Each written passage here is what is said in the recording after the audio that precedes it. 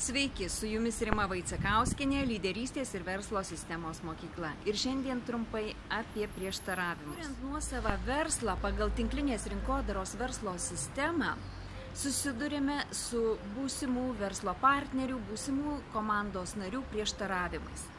O tų prieštaravimų yra įvairiausių. Kodėl jie kyla?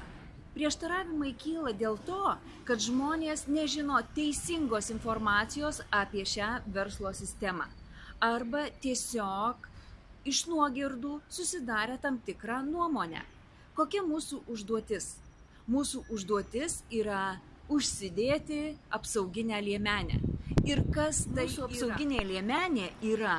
Argumentai, faktai, žinios ir profesionalumas. Jau per pirmąjį pokalbį jūs atsakysite į visus prieštaravimus, panaudodami argumentus, faktus, skaičius, žinias.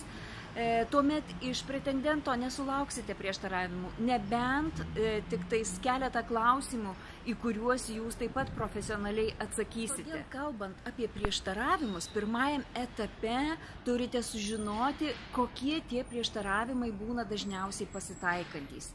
Ir sugebėti surasti informaciją, kaip atsakyti į tuos prieštaravimus, kad pretendentas būtų patenkintas ir žinotų visą teisingą informaciją. Dažniausiai pasitaikančius prieštaravimus kitame mano video.